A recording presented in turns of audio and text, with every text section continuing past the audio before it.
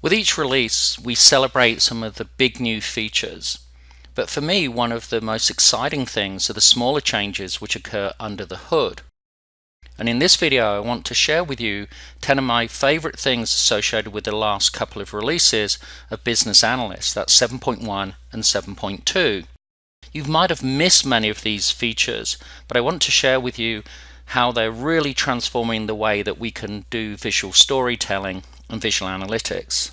The number one on my list is actually the ability to select the top or bottom n number of features.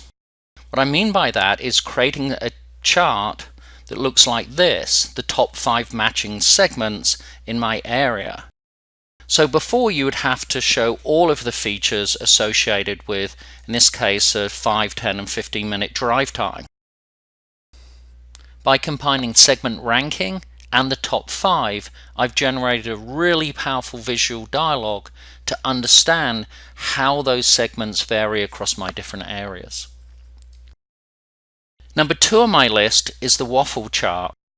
This was introduced in 7.1, and here's a Waffle chart on this side. What's great about it is there's a really powerful way to visualize percentages. So you can see how we've got 3 different data variables, 3 age classifications here, which sum up to 100, and I can immediately get an idea of these distributions. In the last release, just released in June, we added the ability to change the orientation and direction of the Waffle charts, and one of the really cool features is this zigzag chart.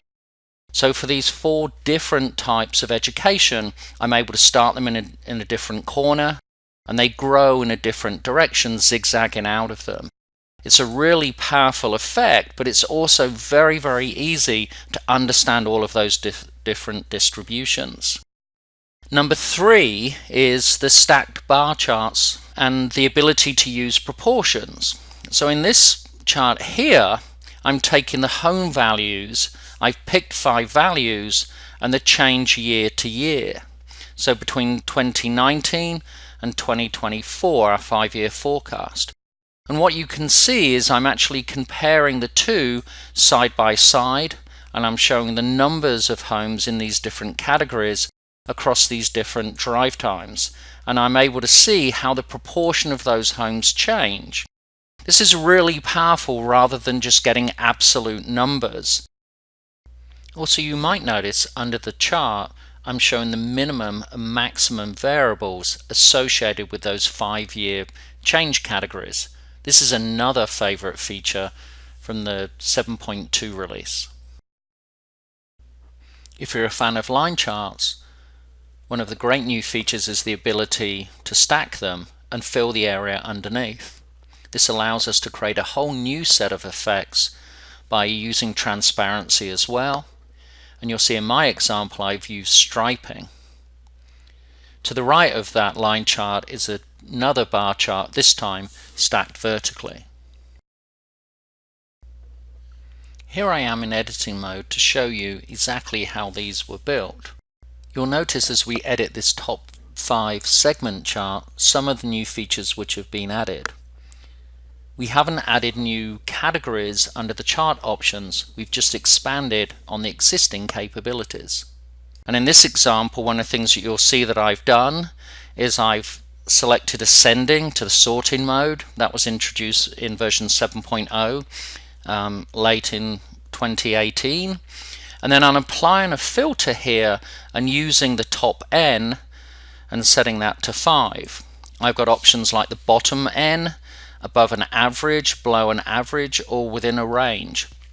So what's really cool about this is I can, for example, say I want to find all of the tapestry segments in this case which are between 4 and 12% of my population, or find me all of the areas where the total distribution of manufacturing employment is less than this number. It's a very, very powerful feature and capability that I'm sure many of you are going to like.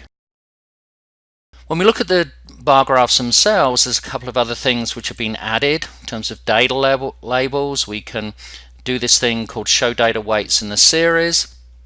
which allows us to take all of the data from the minimum to the maximum and show what the proportion is, to align those with labeling inside like I did on that other chart that I showed of house prices, and set the angle. In the charts themselves, one of the things that we can do is also set the color associated with this. So now you can see there's this new bar lines option, and here is feature number 6. One of my absolute favorites is this brand new color picker. Before 7.2 it's really tricky to pick colors and apply your brand styles. Now with this new beautiful widget, it's really easy and incredibly powerful. So if I want to make this white, I'm going to set the thickness to be 1. I can set these different styles. I can even set the transparency of it. So I'm going to, in this case, do a little dotted outline. When we go to the color picker, it remembers the previous colors that we've used. So I'll just set a few colors here, and you can see it's added. I can drag these colors around on this color picker, which would be very familiar to you if you've used painting type software, and you can also define these in RGB. So hex and RGB, wonderful little addition, but if you're a graphic designer, a visual storyteller like me, this is an incredibly powerful capability. So I'm just going to reset this to some better standards, like white outline, click apply, so you'll see now that that's been added. So let's have a look at how I created this waffle chart here. It's using the new zigzag mode. When I click on the chart options, I've got the ability to do a number of different things with it, and you'll see that it's using the diagonal zigzag flow style. We can flow vertically and horizontally. We can flow diagonally, which will work from the bottom up, and then there's this diagonal zigzag, and I can set the direction associated with this, where it grows from the left, where it grows up, down, all of these different parameters. And you'll see that because I've also got a percentage data set, I've set the minimum and max value. The max value is set to 100 in this case. Another really nice feature that's just part of my top 10 new capabilities is the ability to change the icons associated with these charts. And in the 7.2 release, we added a huge set of new icons that you can use. They're grouped by categories.